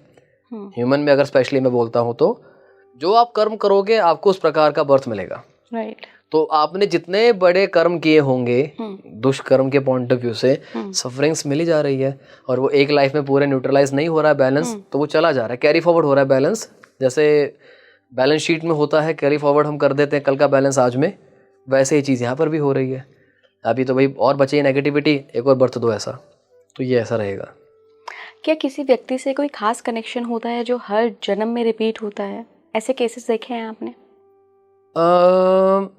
ऐसे देखो, क्योंकि पेशेंट्स आते हैं ना, तो वो इस पॉइंट ऑफ व्यू से नहीं आते टू आइडेंटिफाई कि किसी के साथ कोई ऐसा पर्टिकुलर रिलेशन है या नहीं है। अच्छा। बट कभी कभी ऐसा हो जाता है। बट डिपेंड करता है, ये तब तक है जब तक उसके साथ कार्मिक डेट क्लियर नहीं हो जाता। अच्छा। हर जगह कर्मा तो आएगा, कर्म हर जगह है। वो मेरे जीवन में तब तक वापस आता रहेगा जब तक मेरा कार्मिक डेट उसके साथ न्यूट्रलाइज नहीं हो जाता, इक्वल नहीं हो जाता। जब इक्वल हो गया, कोई नया, राइट। तो अगर हम इसको सोलमेट की परिभाषा से अगर देख रहे हैं तो तब भी ये आगे पीछे हो सकता है। डिपेंड करता है मेरा कार्मिक डेट उसके साथ कब क्लियर होगा। कार्मिक डेट क्लियर हुआ फिर क्या पता कोई नया। कोई स्पेशल केस आपको याद है जो बहुत ही स्पेशल हो आपके लिए, जब आपको बिल्कुल 90 to 100% यकीन है कि हाँ इसने अपना पास्ट लाइफ देखा है और ये बहुत ख़ास केस है आपके लिए? एक केस बताता हूँ आपको, काफ़ी पुराना केस है ये। हम अगेन एक ग्रुप ऑफ स्टूडेंट्स, क्योंकि आमतौर पे ना मैं स्टूडेंट्स का एग्जांपल इसलिए दे रहा हूँ, वहाँ पे बाउंडेड नहीं होते हम कि केवल इसी चीज़ के लिए हम PLR कर रहे हैं। जब स्टूडेंट्स के साथ होता है तो वो एक जो भी रीज़न हो, बस हमें देखना है, तो इन्फिनिट पॉसिबिलिटीज़ हो सकती हैं। तो एक स्टूडेंट के साथ ऐसा हुआ, हमने देखा कि वो वैदिक एरा में है, बहुत पहले की बात है, आई गेस 4 या 5,000 BC से भी पहले की बात होगी, आई एम नॉट श्योर। तो उन्होंने देखा वह कुछ बच्चों को कुछ पढ़ा रहे हैं। तो मैंने पूछा कि क्या पढ़ा रहे हैं, और जो वो पढ़ा रहे थे वो ड्यूरिंग द ट्रांस उन्होंने बोलना शुरू कर दिया, यानी कि वो संस्कृत बोलने शुरू कर दिए उन्होंने। और फ्लुएंसी के साथ वो सारे मंत्र समझ में आ जाते हैं कि ये भाई कुछ संस्कृत के श्लोक बोले जा रहे हैं। वो पूरी फ्लुएंसी के साथ वो सारे श्लोक, वो जो भी पढ़ा रहे थे, वो सारा रिपीट करा। और it took us some time, जब तक उनका पूरा श्लोक खत्म नहीं हो गया, क्योंकि अब इतना इंटरेस्टिंग चीज़ हो रही है सामने तो कोई रोकना भी नहीं चाहता। एंड वो बोलते रहे लगभग 10-12 मिनट तक, वो नॉन स्टॉप बोलते रहे, उन मंत्रों का जाप करते रहे। जब ये सारा हुआ, उन्होंने जो देखना था सब देखा। उसके बाद जब अवेकन होते हैं तो हमने पूछा कि कैन यू स्पीक संस्कृत। उन्होंने कहा मुझे कख नहीं आता संस्कृत का, नहीं आते संस्कृत, दूर दूर तक नहीं सीखी। तो तब कैसे सीख ली? तो यानी कि नॉलेज तो सब अंदर ही है, सब अंदर ही है, मेमोरीज ही तो है पास्ट लाइफ। तो जब मेमोरीज के आपके इमोशंस आ सकते हैं तो कभी कभी डेटा भी आ जाता है, स्किल्स भी आ जाती है, नॉलेज भी आ जाती है। So that is one special case जो इस इंटेंसिटी का था कि वो संस्कृत को ही नरेट करना शुरू कर दिया। कई केसेस में होता है, मतलब ये होता है कभी कभी पेशेंट जब अपना पास्ट ऐसे देख रहे होते हैं, in case if they see some trauma, तो वो शिवर करना शुरू कर देते हैं, रोना शुरू कर देते हैं। ये तो नॉर्मल रिग्रेशन सेशन में भी हम देख लें तो पास्ट में भी तो ये कॉमन है, हो ही जाता है। तो ऐसे कुछ सेलेक्टिव कुछ केसेस होते हैं ना, जहाँ पे पेशेंट कुछ ऐसा बिहेव करके दिखाते हैं जो नॉर्मली कोई भी बिहेव नहीं करता, तो it makes the subject of PLR very special. हालांकि उसके बाद इस इंटेंसिटी वाले केसेस कम आए हैं, आए हैं, कम आए हैं, एक आधे बस फ्रेंच बोलने वाले एक दो केसेस आए थे मेरे पास जब वो हल्की सी फ्रेंच बोल रहे थे, हल्की सी, बट वो कनेक्शन उतना स्ट्रांग हो नहीं पाया था। थोड़े बहुत एक दो फ्रेजेस बोले होंगे मुश्किल से, तो उन्होंने अपने आप को वही देखा था। They saw themselves during the construction of Eiffel tower. तो वहाँ पे वो उस एरिया को बिलोंग करते थे पेरिस के, जहाँ पे एफिल टावर का कंस्ट्रक्शन था। तो वो किसी से बात कर रहे हैं तो क्या बात थी, वो एक दो फ्रेजेस बोलते हैं फ्रेंच में। अब वो सही भी है गलत भी है मुझे नहीं पता, बट हाँ फ्रेंच थी। बॉन्जो तो थोड़ा बहुत ये होता है ना, फ्रेंच तो इतनी कॉमन है सोशल मीडिया की वजह से आप हल्का फुल्का आइडेंटिफाई कर लेते हैं, तो वहाँ पे थोड़ा सा ये भी पैटर्न था। राइट। अच्छा, जैसे ये फ्रेंच वाला ही अगर हम एग्जाम्पल है, जो आईफल टावर के पास में वो कंस्ट्रक्शन चल रहा था, वहाँ वाले वर्कर, तो ऐसा क्या होता है या कितनी पास्ट लाइफ के कर्मों के हिसाब से हमें अगला बर्थ मिलता है कि एक फ्रेंच व्यक्ति इंडिया में जन्म ले लिया उसने? तो ये किस वे में आप कह रहे हो कि इंडिया में लिया तो गलती कर दी? नहीं नहीं, मैं इस वे में कह रही हूँ कि कुछ तो उसकी सोल फैमिली होनी चाहिए ना, यहाँ भी सोल फैमिली होनी चाहिए, या कुछ कनेक्शन होना चाहिए ना किसी दूसरी, अगर दूसरी सभ्यता में या दूसरे कंट्री में आप जन्म ले रहे हो, ये सिर्फ उस जन्म से तय होगा जिस जन्म में आप फ्रेंच थे, या फिर ये पिछले कई लाइफ से भी तय हो सकता है? देखिए, डिवीजन ना केवल इंसानों ने किया, आत्माओं ने। आत्माओं को फर्क नहीं पड़ता वो कहाँ जन्म ले रही है कहाँ जन्म नहीं ले रही, डिपेंड करता है उनका पर्पस उनको कहाँ लेके जा रहा है। जैसे किसी की जॉब होती है, भाई ट्रैवलिंग की जॉब है, कभी यहाँ कभी वहाँ, तभी आप लोगे। तो सोल का भी यही है, जब तक आपका पर्पस फ्रेंच वाले अगर सिविलाइजेशन की बात करूँ तब तक वहाँ था तो आप वहाँ थे, बस इट वॉज डन। आप कहीं और चले गए, क्या पता यहाँ से कहीं और चले जाओ, या पास्ट में क्या पता इंडिया से ही पर्पस फुलफिल कर आकर आप यूरोप चले गए, फिर वहाँ से आप किसी लेट्स से ऑस्ट्रेलिया न्यूजीलैंड वाले एरिया में चले गए, दोबारा you are back in India. तो वी डोंट नो, कोई लिमिटेड नंबर नहीं है कि कब आप यहाँ आएंगे। पर्पस के ऊपर डिपेंड करता है, जितना जल्दी आपका पर्पस फुलफिल होगा उतना जल्दी नए टारगेट्स मिलेंगे। ये पर्पस कौन डिसाइड करता है? ये यूनिवर्सल कॉन्शियसनेस जो होती है वह ऑप्शंस देती है कि आपके ये 2-3 पर्पस है, आपको इनमें से कोई एक चूज करना है। बाउंडेड नहीं है कि यही एक पर्पस मिलेगा, आप खुद, हमारी सोल खुद डिसाइड करती है वो पर्पस क्या है। On the basis of purpose हमारे आगे फैमिलीज लेड आउट होती है। यानी कि अगर कोई गरीब के घर पैदा हो रहा है, चाहे भिखारी है, वो खुद डिसाइड करके पैदा हुआ कि मुझे भिखारी के रूप में जन्म लेना है, टू गेट दैट एक्सपीरियंस। लोग इसे मटेरियलिस्टिक पॉइंट ऑफ व्यू से एनालाइज कर लेते हैं, कोई भिखारी होना क्यों जाएगा। सोल नहीं देखती ना, सोल तो एक्सपीरियंस के लिए जाती है। तो इट विल डिपेंड जो पर्पस जहाँ लेकर जाएगा। एक बहुत कॉमन लोगों की परेशानी रहती है, आई डोंट नो कि आपके पास वो केस आया है कि नहीं आया है, कि कभी कभी ना कुछ रिश्ते ऐसे होते हैं, हमसे टकराते हैं, जब हमें उनसे अट्रैक्शन भी बहुत होता है, रिपल्शन भी बहुत होता है, तो वो इन दोनों चीज़ों को इतना स्ट्रॉन्ग इमोशन होता है वो कि लोग समझ नहीं पाते हैं कि दूर भी जाना चाहते हैं और बहुत पास भी रहना चाहते हैं। तो ये कहीं पास्ट लाइफ से कनेक्शन होता है या इस लाइफ का भी फॉल्ट हो सकता है? पहले तो हम ये देखते हैं कि इस प्रेजेंट लाइफ में उन दोनों की हिस्ट्री क्या है। सबसे पहला पॉइंट तो देखो बेसिकली यही हो गया, हिस्ट्री एज सच मान लो नहीं है, सपोज फॉर एन एग्जांपल कोई ऐसी डीप हिस्ट्री नहीं है, नॉर्मल सा है, ठीक है, बस इतना कुछ कम्युनिकेशन भी नहीं, बट स्टिल वो एक है, एक मैग्नेटिक पुल भी है और पुश भी है, दोनों चीजें हैं। पास आ भी रहे हैं, हो भी नहीं पा रहे पास, दूर भी हो रहे हैं जैसा आपने बताया। तो ये होता है कि आपका और उस सोल की जो जर्नी रही है ना पहले की, वो इन्हीं दो इमोशंस के साथ की जर्नी रही होगी। किसी किसी लाइफ में आप बहुत पास रहे होंगे, किसी किसी लाइफ में हो सकता है आप एनिमी रहे होंगे। So on the basis of the journey soul के लिए वो दोनों इमोशंस आ रहे हैं, यानी कि दोनों चीज़ों को वो रिकलेक्ट कर पा रही है। तो जब प्यार वाले पल होते हैं तो यू आर फीलिंग द पुल, और जब दुश्मनी वाले पल होते हैं आपको मेमोरीज नहीं आ रही है, इमोशंस हो रहे हैं, तो तभी फिर आपको वो पुश जो वाला सेंसेशन होती है वो आपको फील होता है। क्या हमारे इमोशंस हमारी पास्ट लाइफ मेमोरी से ट्रिगर होते हैं? बहुत बार होते हैं, हमारे बिहेवियर भी ट्रिगर्ड होते हैं। कैसे? देखिए क्या होता है, एक एग्जाम्पल के पॉइंट ऑफ व्यू से मैं आपको बताऊंगा। स्त्री 2 मूवी आई थी, राइट?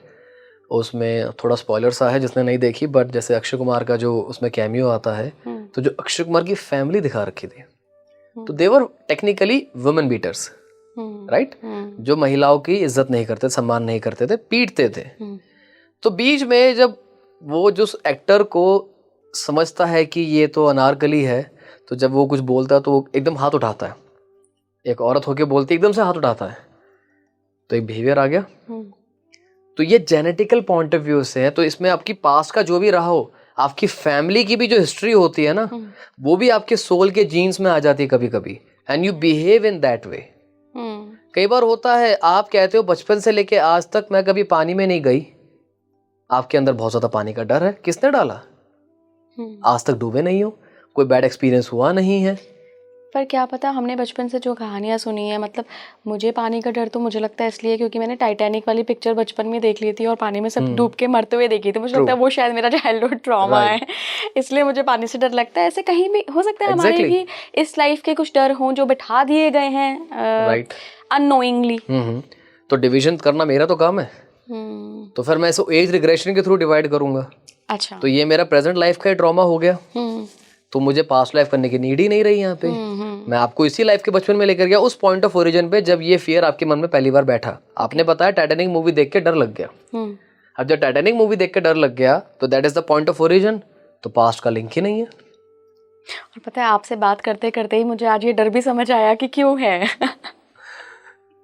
तो ये जो आप एज रिग्रेशन कह रहे हैं, इसमें भी क्या आप हिप्नोसिस का सहारा लेते हैं? हाँ जी, ये भी सेम प्रोसेस होती है? अंदर स्टेप्स थोड़े अलग हैं, मोटे मोटे सेम हैं, बट डिफरेंसेस काफी जगह पे आते हैं। पास्ट लाइफ की मेमोरीज हमारे सबकॉन्शियस माइंड में होती है, चलिए हमने टैप भी कर ली, क्योंकि वो बहुत ग्लिम्पसेस में हमें दिखती है, बिल्कुल ऐसे पिक्चर के थ्रू नहीं दिखती है।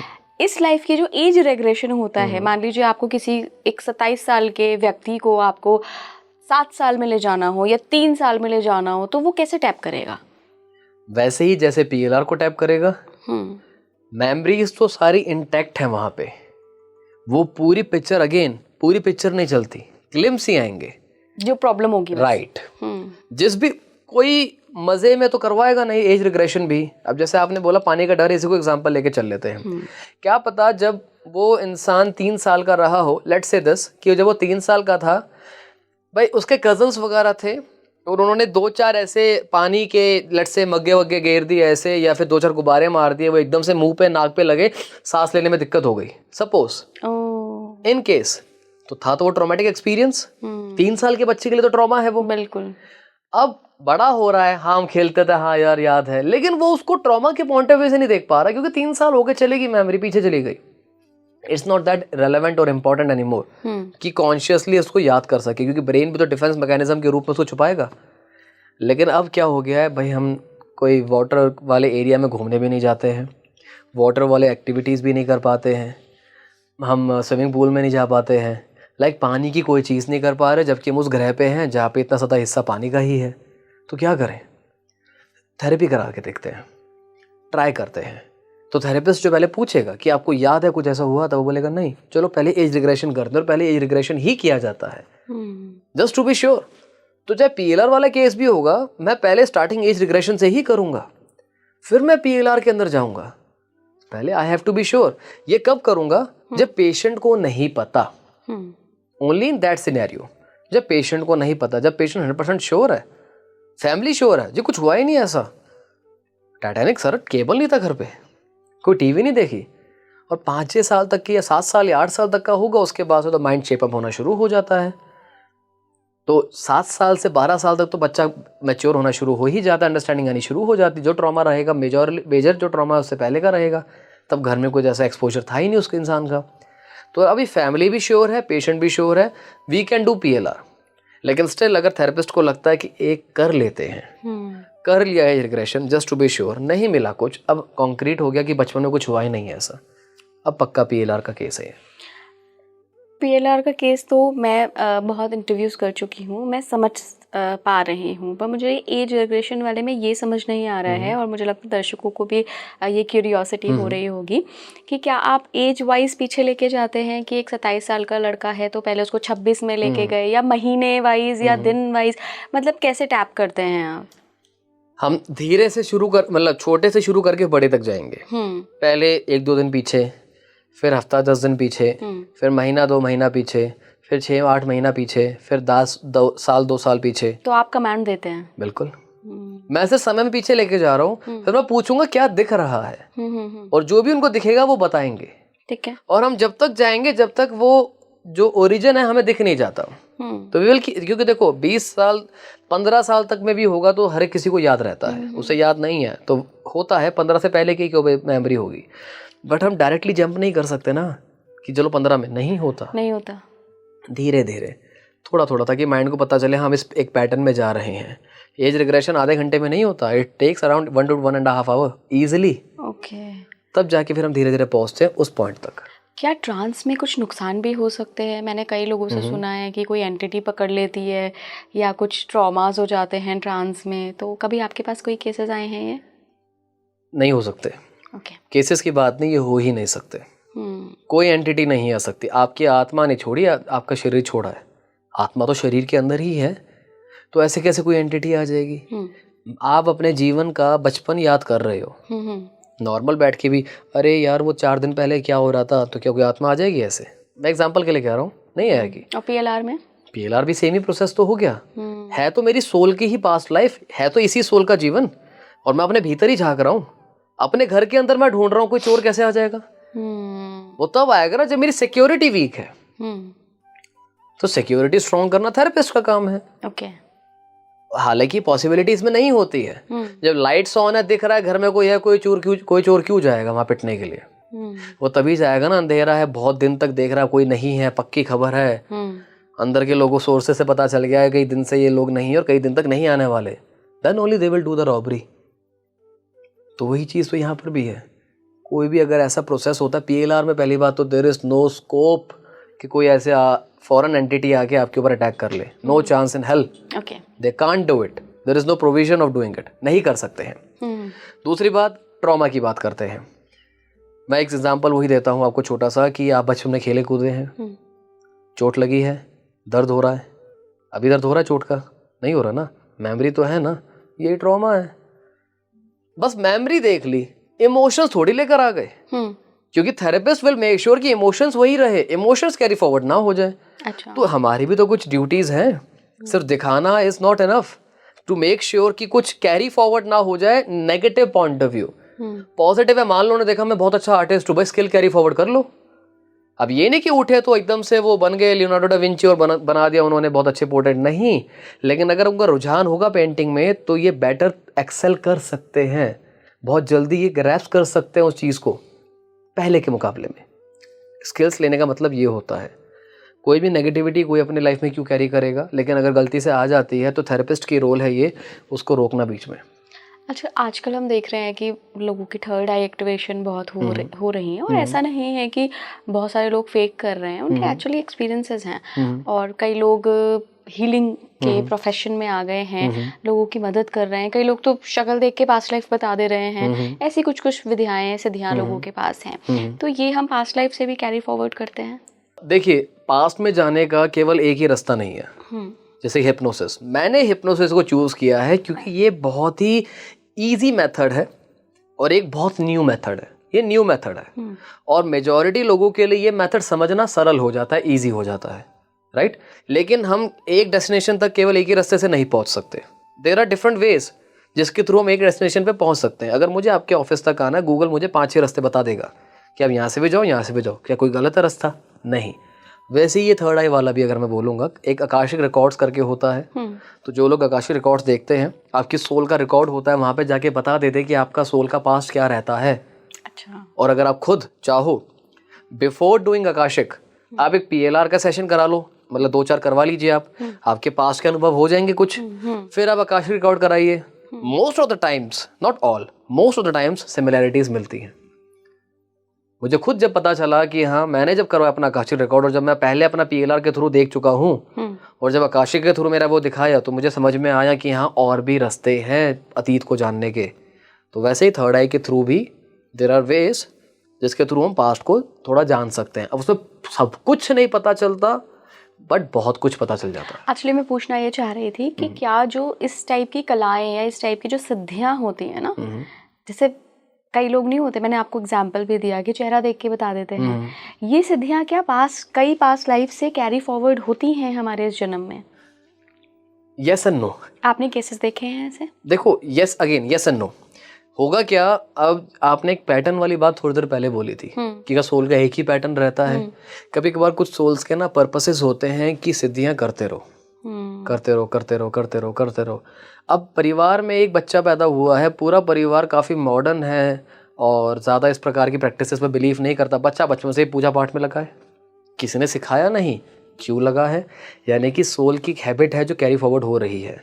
हो सकता है ऐसे ही कैरी फॉरवर्ड है, तो जब वही बच्चा इस प्रकार के प्रोसेसेस पे जाता है उसको सक्सेस ईजिली मिल जाती है नॉर्मल इंसान के कंपैरिजन में। तो दैट्स द वे जिसके थ्रू पास्ट के जो एफर्ट्स हैं वो हेल्प तो ज़रूर करते हैं। तो यहाँ पे तो उनका रोल प्ले बिल्कुल है, बट ऐसा नहीं है कि जिनका नहीं है वो नहीं कर सकते। उनको हो सकता है समय थोड़ा ज़्यादा लगे सिद्धि हासिल करने में दूसरे के मुकाबले में, बट सिद्धि हासिल दोनों कर सकते हैं। एक सवाल जो पर्सनली मैं अपने ऑडियंस के लिए पूछना चाह रहे थे वो ये कि क्या PLR में कोई एंटिटी वगैरह भी आ सकती है, या जो आजकल हम देख रहे हैं कि पोजेशन के बहुत केसेस आते हैं, तो क्या एक शरीर में दो आत्माएं आ सकती हैं? देखो कंफर्टेबली तो नहीं आएंगी, है ना, ज़बरदस्ती आ सकती है, लेकिन ऐसा भी नहीं है कि हर किसी में आत्मा इतना ईजिली आ जाएगी, नहीं। जब काफ़ी सारी टर्म्स एंड कंडीशंस होती हैं, स्पेशली इन सिंपल लैंग्वेज में बोलूँगा, जब हमारा ऑरा बहुत ज़्यादा कमज़ोर होता है, हमारा ऑरा एक नहीं होता, हमारे काफ़ी सारे बॉडीज़ होती हैं, जब वो सारी वीक होती हैं, और ये वीक तब होती हैं जब हमारे इमोशंस पे हमारा कंट्रोल नहीं होता। आमतौर पर जो पोजेशन के केसेस ज़्यादा होते हैं वो आपको मिलेंगे जहाँ पे लोगों के इमोशंस भी बहुत हाई होते हैं, जैसे हॉस्पिटल्स हो गए, टेम्पल्स हो गए, यानी कि कोई भी धार्मिक जगह, सिर्फ टेम्पल ही नहीं, कोई भी धार्मिक जगह हो गई, आपके जो शराब मिलती है वो हो गए, जो ये चीज़ें हैं जहाँ पर इमोशंस थोड़े डिसबैलेंस होने के चांसेस होते हैं, जो हमारे शमशान भूमि होती हैं, यहाँ पर भी सेम रूल एप्लीकेबल है। जब हमारे इमोशंस डिस्टर्ब्ड होते हैं तो हमारा ऑरा वीक हो जाता है, यानी कि we are actually very disturbed. तो उस सिचुएशन में अगर लगा सोल को कि आपके थ्रू उसका जो भी एजेंडा है वो फुलफिल हो जाएगा, तो soul can also attach itself with you, और वो धीरे धीरे इंटीग्रेट करना शुरू कर देती है, जिसकी वजह से हमें बहुत इनकन्वीनियंस होती है, हमें पता नहीं चलता एकदम से। वो सूडो पोजेशन नहीं होगा कि बाल खोल के हम एंटी क्लॉकवाइज और क्लॉकवाइज सर घुमा रहे हैं, नहीं। सारी आत्माएं जो पोजेशन के केस देखते हैं, क्या सभी अनपढ़ गवार हैं कि वो एक ही तरीके से बातें करती हैं? ऐसा नहीं होता। मैंने कई केसेस देखे हैं पोजेशन के। एक काफ़ी फेमस एक हिप्नोथेरेपिस्ट रहे हैं डॉक्टर सनी करके, तो वो एक लाइव ग्रुप को सिखा रहे थे स्पिरिट का ही एक हिप्नोसिस के थ्रू, और जो पेशेंट था उनके अंदर की जो स्पिरिट थी वो उनको कहते हैं कि now you have to go, क्योंकि ही वॉज फ्रॉम कैलिफोर्निया और इंडिया में वो सिखा रहे थे उस टाइम पे, इंडिया में पता नहीं कहाँ सिखा रहे थे। तो जो पेशेंट के अंदर जो आत्मा थी वो कोई फॉरेन की सोल थी, like not from the Indian culture, कोई दूसरे कल्चर की सोल थी। तो कहती कि ठीक है, I will go but I will take you with me, मैं तुम्हें अपने साथ लेकर चलूँगी। And within next 1 to 2 minutes doctor Sunny dies on the spot due to some health issues. अब ये तो फेक नहीं था, और जो पेशेंट था वो कोई सर नहीं हिला रहा था, तो पोजेशन तो होता है। तो लेकिन डॉक्टर सनी का ऑरा क्या कमजोर था? जो टीचर हैं जो सबको सिखा रहे हैं, क्या उनका ऑरा इतना ब्रोकन था कि कोई एक ऑनलाइन क्लास में कोई सोल कह रही है, फिजिकल क्लास में कोई सोल कह रही है और वो उनको लेके चली भी गई? उनके हेल्थ इश्यूज पहले के भी थे, he had health complications before also, health complication चल रहे थे, तो it might be heart attack. हाँ, वो तो था ही, हेल्थ इशू ही हुआ था, हार्ट का ही इशू हुआ था मेडिकली स्पीकिंग। लेकिन सोल ने 2 मिनट पहले जो फॉरेन सोल ने कुछ बोला, उसके बाद हार्ट अटैक आया। मैं ये नहीं कह रहा सिर्फ उसकी वजह से हुआ है, तो ये भी हो सकता है उसे पता चल गया हो कि अब हार्ट अटैक आने वाला है, ये भी एक पॉसिबिलिटी हो सकती है, या उसने वो एनहेंस करवाया हो प्रोसेस हार्ट अटैक वाला, ये भी हो सकता है, और इसकी वजह से हमने जो देखा वो देखा। अब उसी ग्रुप में कई सारे लोगों ने देखा था कि doctor Sunny satin, those who were very spiritual in nature, उन्होंने एक वाइट लाइट को देखा था, डॉक्टर सनी सैटिन के ऊपर एक वाइट लाइट आ रही है, यानी कि जैसे हम कार्टून्स में भी देखते हैं कि ऊपर से रोशनी का मतलब बुलावा आ गया है। कुछ स्पिरिचुअल लोगों ने ये देखा, कुछ स्पिरिचुअल लोगों ने देखा कि धीरे धीरे सोल डिटैच हो रही है, और by the time heart attack आया पूरी डिटैच हो गई। पोजेशन तो होता है, देखिए PLR के अंदर नहीं होता, ये होता है, बट कोई दूसरे रीजंस की वजह से, दूसरे सर्कमस्टांसेस की वजह से स्पिरिट पोजेशन होता है। बट इतने बड़े लेवल पे तो नहीं होता होगा ना, जितने बड़े लेवल पे हम आजकल देखते हैं कि वो हर अगले बंदे के अंदर ही सोल पोजेशन है। नहीं, ऐसे नहीं होता। एंटिटी अटैचमेंट है। हम we are often mistaken by all these components. हल्का सा वी फील अनकंफर्टेबल, स्पिरिट है। हल्का सा हमें ऐसा लगता है कि मेरे अंदर किसी ने कुछ बोला, स्पिरिट है। नहीं, हमारे खुद के थॉट्स भी कभी कभार ऐसे होते हैं। तो थोड़ा पहले हमें सीखना है कि how to differentiate a real and the fake case of possession. तो जब हमें वो आ जाएगा, then we can work the spirit release वाला पार्ट ऑन देम। आपने देखा है कभी? मैंने पोजेशन के कुछ केसेस देखे हैं। मैं एक रीसेंट केस का मैं बताता हूँ। तो जहाँ पे मैंने अपना एक पेशेंट, लाइक मैं पूरे डिटेल में नहीं जाऊँगा, थोड़ा कॉन्फिडेंशियल है, लेकिन मैं बता देता हूँ हुआ क्या था। जब हम उनको पास में लेकर गए, तो पास में बेसिकली देखिए क्या होता है, जो मैं कराता हूँ पास, उसमें मैं अपने मेरे इन द सेंस पेशेंट का जो स्पिरिचुअल गाइड होता है उनकी मदद से करवाता हूँ। जैसा मैंने थोड़ी देर पहले समझा था ना, ह्यूमन के ऊपर स्पिरिचुअल गाइड आते हैं, तो हम एक हायर एंटिटी की मदद से पास्ट में जाने के प्रोसेस को करते हैं, वो मैं कराता हूँ। तो जब उस पेशेंट ने अपना देखा पास्ट में जो भी था, अपने स्पिरिचुअल गाइड को देखा, तो उन्होंने स्पिरिचुअल गाइड को अपने एक फैमिली मेंबर के रूप में देखा, जो उस टाइम जिंदा नहीं थे। लेकिन वो अपने उस फैमिली मेंबर से बहुत ज़्यादा अटैच्ड थी, बहुत ज़्यादा अटैच्ड थी, और उनके डेथ पे वो बहुत रोई भी थी, बहुत डिस्टर्ब रही थी। I mean to say after so many weeks and months as well, even कई साल हो चुके थे डेथ को, और क्लास लेते टाइम भी शी गॉट इमोशनल याद करते करते। तो जब मैं सेशन कर रहा था, मैं सेशन पास्ट लाइफ का कर रहा था, लेकिन इन बिटवीन अब क्या होता है, स्पिरिचुअल गाइड जो होते हैं, they are your spiritual guides, they are your angels, they are your protectors. वो आपके सुरक्षा के लिए हैं, आपको गाइड करने के लिए हैं। वो आपसे बदतमीजी नहीं करते, आपको रूड नहीं करते, परेशान नहीं करते।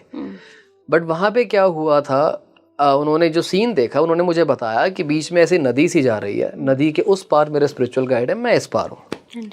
तो मैंने बोला उनको यहाँ बुलाओ, तो स्पिरिचुअल गाइड ने मना कर दिया। वो कहते आप यहाँ आओ, कि आप यहाँ आओ। अब देखिए कई सारे कल्चर्स में क्या होता है, नदी पार करना denotes completion of life, right? तो एकदम से मेरे माइंड में वो आया कि नहीं, ये तो समथिंग इज नॉट राइट। तो मैंने बोला फिर से थोड़ा रिक्वेस्ट करो, यहाँ आए। फिर वो कहते यहाँ आओ, मैं बुला रहा हूँ आपको, बहुत हो गया, अब यहाँ आओ। तो फिर मुझे लगा कि अब पेशेंट को भी नहीं पता था कि कुछ और कुछ पंगा है, यानी कि पोजेशन का कुछ केस है। तो जब मैंने उनके साथ सेशन करा, तो आगे मैंने बोला कि ठीक है, अब एक काम करो, आप मत आओ, बट अब आपकी यहाँ कोई नीड नहीं है, प्लीज़ गो। प्यार से, no need to fight. Bollywood version नहीं करना हमने, एरोगेंस नहीं दिखाना, प्यार से सब हो जाता है। करा तो उनके डिस्क्रिप्शन के अनुसार उन्होंने बोला, उन्होंने बहुत एक कनिंग, एक ईविल स्माइल दी, बहुत ईविल स्माइल दी दूर से ही। और जब उन्होंने दी तो शी स्टार्टेड, मुझे डर लग रहा है, मुझे डर लग रहा है यहाँ पे। तो उन्होंने ये बोला कि मुझे डर लग रहा है। आई वाज लाइक कि मैं यहाँ हूँ, डोंट वरी, कुछ नहीं हो रहा, उनको बोलो प्लीज गो। तो उन्होंने बोला ठीक है जा रहा हूँ, but he will pay for it, ये बोल के चले गए। उन्होंने बोला वो कह रहे हैं कि you will pay for it. मैंने कहा मुझे क्यों डरा रहे हो आप? तो लाइक फिर जब ये हुआ, इसका मतलब ये था, it was not actual the spirit release therapy, क्योंकि मैं PLR कर रहा था, लेकिन क्योंकि जो वो स्पिरिट थी वो एक फैमिली मेम्बर की थी पेशेंट के, तो उन्होंने पेशेंट को कोई नुकसान पहुंचाने के लिए पोजेशन नहीं किया था, अटैचमेंट की वजह से वो वहाँ फंसे हुए थे। लेकिन जब ये होता है, जब आप अपनी बॉडी के अलावा कहीं और होते हो, तो आपके ट्रू इमोशंस नहीं रहते, धीरे धीरे वो अडल्ट्रेटेड होने शुरू हो जाते। That is why there was an evil smile, cunning smile, healthy नहीं थी। और पहली बात, अगर आप पॉजिटिव भी हो तो आप क्यों रुक रहे हो? You are unwanted, you are uninvited guest, आप ज़बरदस्ती रुके हो without the permission of the patient. और फिर उसके बाद हम देखते हैं कि जब ये बातें हुई and I was waking up the client from the experience, तो मैंने फील करा कि मेरे राइट शोल्डर पे और मेरे राइट पूरी थाई पे कोई ऐसा प्रेशर सा क्रिएट कर रहा है, and it was a very severe pressure, बहुत स्ट्रॉन्ग प्रेशर था वो।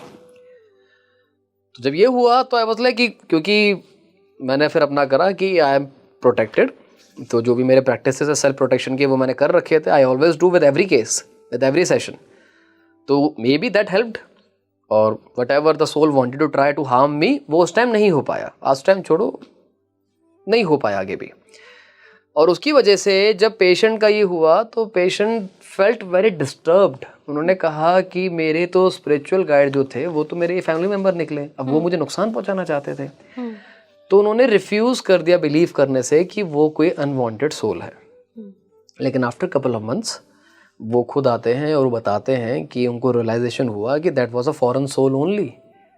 उनको रियलाइजेशन कब हुआ कि जब वो मेंबर की अंतिम संस्कार से घर आए थे तो जो उनके फैमिली मेंबर थे उनको जैस्मीन का या किसी एक पर्टिकुलर फ्लावर का ना इत्र बहुत पसंद था। तो उनको उस रात अपने घर में वो खुशबू आ रही थी, सिर्फ उन्हें आ रही थी और किसी को नहीं आ रही थी। ना उनके हस्बैंड को आ रही थी और ना उनके बच्चों को आ रही थी, सिर्फ उन्हें आ रही थी। तो कभी कभी ऐसे इंसिडेंट्स हो जाते हैं, हमें पता भी नहीं होता कि we are possessed, but we are possessed and we can continue to life normally. बुढ़ापे तक कोई प्रॉब्लम नहीं होती है। ज़रूरी नहीं कि हर आत्मा परेशान करने के लिए पोजेशन लेती है। Certain of them they do harm us, sometimes many they don't. Right. Thank you so much Tarun ji आपका जुड़ने के लिए। और मतलब हिप्नोसिस के चश्मे से पीएलआर को देखना मेरे लिए बहुत इंटरेस्टिंग रहा है। आपने बहुत स्पेशल केसेस भी आज शेयर करें एंड आई होप कि दर्शकों को बहुत पसंद आया होगा ये एपिसोड।